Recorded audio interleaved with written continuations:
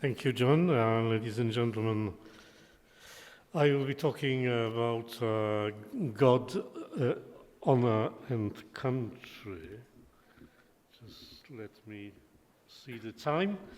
God, honor, country. These have been powerful symbols in Polish history, not only because of their historical importance, but also because these three ideas represent three dimensions that account for the fullness of human existence. I mean, God is about a transcendent dimension, honor stands for morality and virtues and higher aspiration, and of course country represents the social and historical part of our identity. And these ideas acquired particular significance in the time of oppression, internal or external, so they carry on an anti-despotic message. It is in the essence of despotism that it not only limits our freedom, but also the prices of our real identity and wants to replace it with a new one.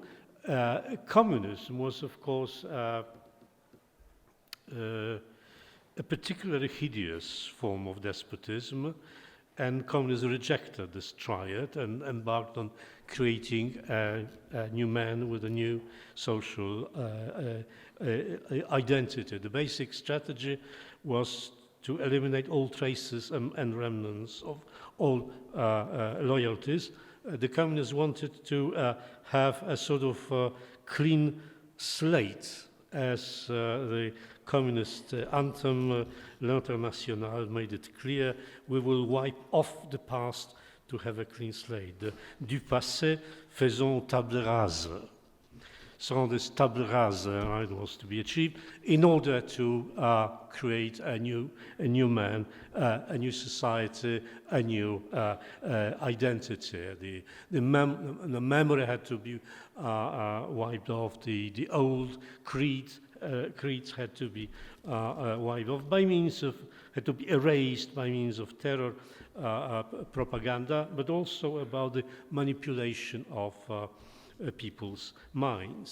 So memory was the enemy because it recorded things that were unacceptable from the point of view of new ideology. As a Czech writer once said, a conflict between human beings and the totalitarian despotism rests on the tension between memory and forgetting. We had to forget. Also, because once you forget about the old creeds, you forget about God, honor, and country, you can provide a system in which there are no rules, or the rules are changing to achieve the final goal in history, which is this radiant future. So when the communists finally fell, there were certainly many causes of its demise, intrinsic and extrinsic. But what was remarkable is that ultimately it was God, honor, a country that prevailed and turned out to have more power over people's souls than the communist ideas. John Paul's first visit to Poland proved this. Whoever experienced it directly, as I did, will never forget the sense of awakening that all of us felt, all great ideas and noble emotions, which the communist regime repressed and exorcised, suddenly reappeared as if from nowhere and filled the space in which we lived. The Christian identity of Poland reasserted itself, and so did the national and historical sense of belonging. The Pope was speaking to us in a beautiful language, inspired by the masters of Polish literature, which again reawakened the subdued layers of our culture.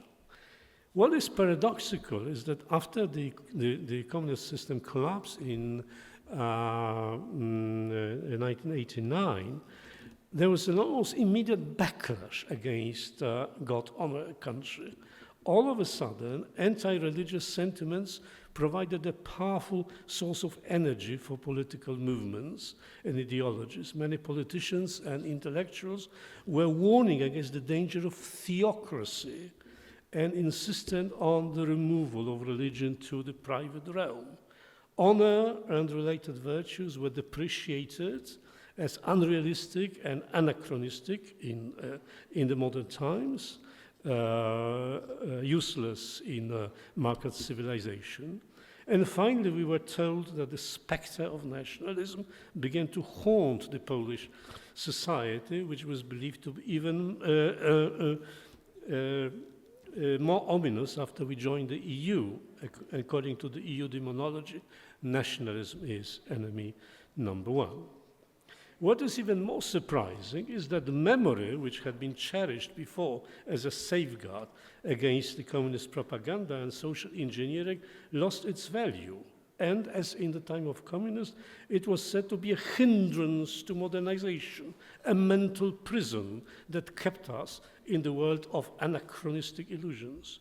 Too much memory, we were told, makes people backward-looking, while in modern society we should be forward-looking. Let us choose the future, as a former president of Poland and ex-communist was urging the voters during his successful electoral campaign. This was in a way a rational position, rational in the sense of being compatible with the logic of the new system. Not only communism presupposes a notion of a clean slate, liberalism does this too, even more so. Classical liberalism was built on the hypothesis of the state of nature. The hypothesis was methodological rather than substantive, but it had substantive consequences. This hypothesis invalidates metaphysics and history, making them of secondary value and politically dangerous. So as a result of this, what we have in Poland nowadays is a kind of ideological war between two groups. Those that somehow believe that history and identity, God, honor, and country, that they matter, and some who say, well, we have to wipe off, we have to erase the anachronistic views, and we have to accept the new times, and the new times, of course, is represented by the European Union and its ideology. The conflict has become so intense that if you want to see what this infatuation with EU ideology may lead to, well, come to Poland. And our opponents are saying it quite clearly and openly. They are saying that everything should be controlled by the European Union. Everything, and I mean it, I'm not exaggerating. Everything should be controlled by the European Union. What's more, every critical remark, every criticism, no matter how justified, about the European Union and its practices, is regarded as a sacrilege, is to be disallowed and reprimanded. You cannot do it. You can be sacrilegious about religion, about Polish history. You can do anything you can say, but don't dare say anything critical about the European Union.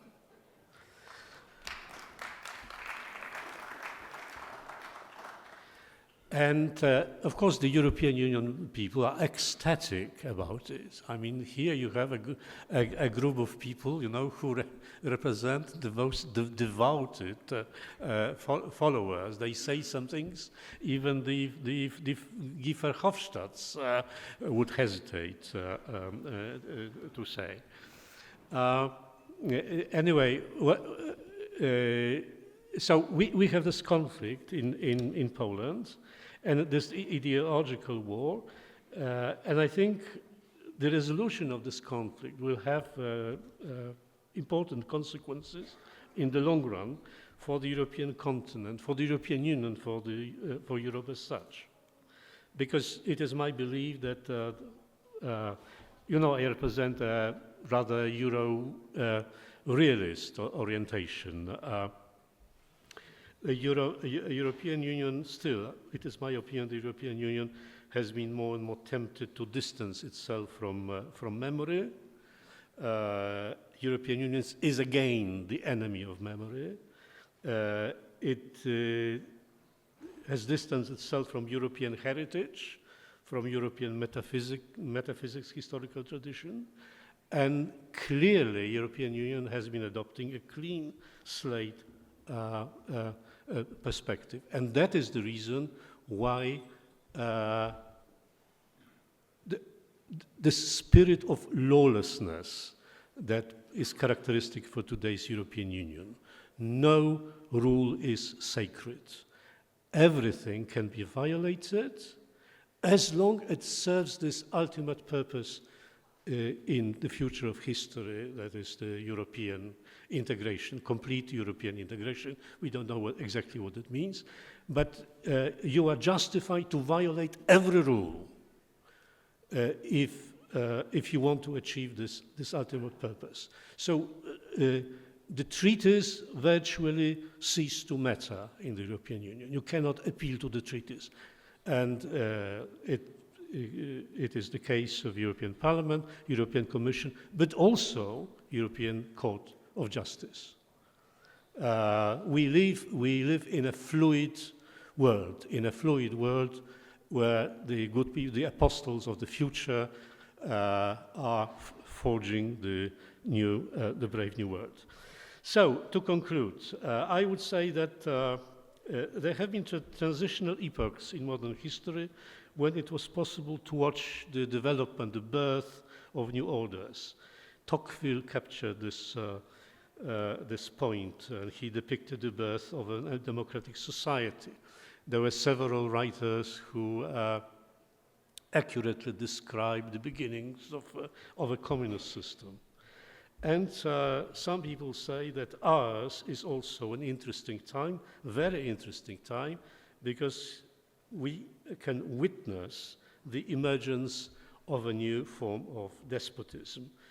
Whether it is really the case would require a much longer and detailed analysis, but I myself think that this hypothesis is plausible and worth pursuing. Thank you.